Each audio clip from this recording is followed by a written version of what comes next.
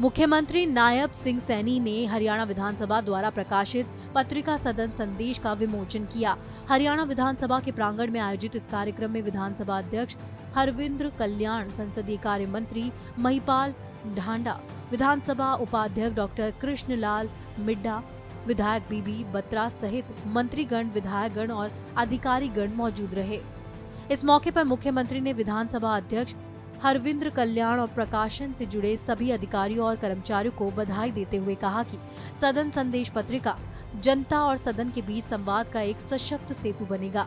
ये पत्रिका न केवल विधानसभा की कार्यवाही, निर्णयों और विधायी प्रक्रियाओं को जनता तक पहुंचाने में मदद करेगी, बल्कि लोकतांत्रिक मूल्यों को सुदृढ़ करने की दिशा में भी महत्वपूर्ण भूमिका निभाएगी।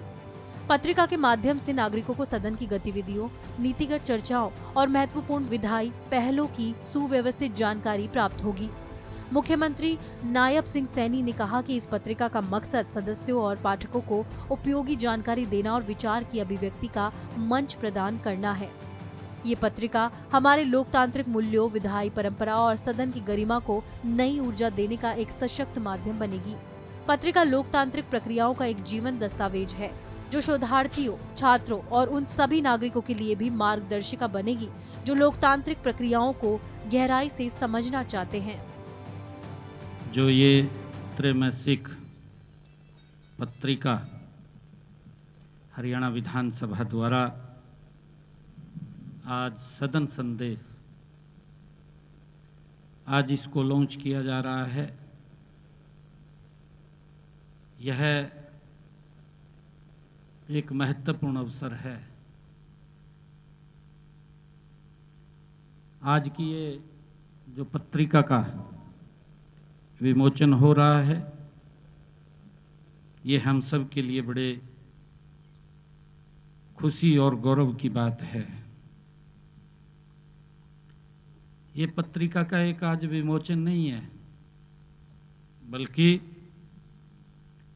नई सोच, नई दिशा और नए संकल्प का आज ये शुभारंभ हो रहा है। इस पत्रिका का प्रकाशन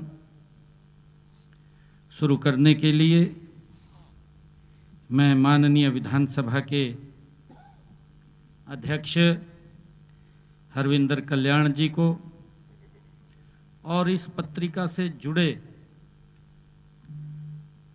प्रकाशन के साथ सभी अधिकारियों और कर्मचारियों को भी मैं बहुत बहुत बधाई और शुभकामनाएं देता हूं। मुख्यमंत्री ने कहा कि भारत का लोकतंत्र विश्व का सबसे बड़ा और जीवंत लोकतंत्र है।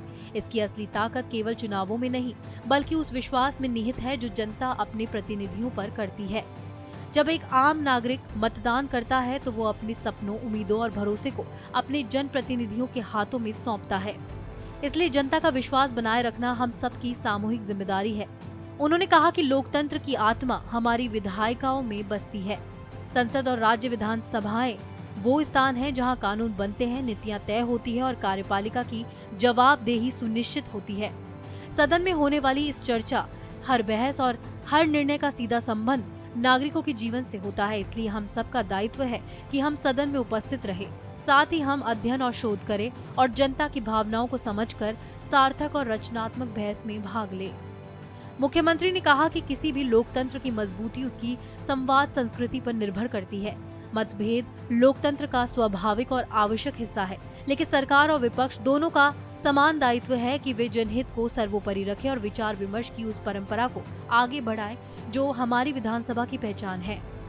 उन्होंने कहा कि सभा और समितियों की बैठकें, विधेयकों का अध्ययन, नीतियों का विश्लेषण, ये सभी विधायी कार्य जनप्रतिनिधियों की निष्ठा को दर्शाते हैं। आज शोध आधारित विधायी कार्यों की जरूरत पहले से बढ़ गई है। प्रधानमंत्री नरेंद्र मोदी ने साल 2047 तक विकसित भारत का लक्ष्य रखा है। इस लक्ष्य की सिद्धि तभी संभव है जब जनप्रतिनिधि अपनी भूमिका को गंभीरता से निभाएं, नीतियों को समझे और विकास की गति को तेज करने के लिए ठोस समाधान दे।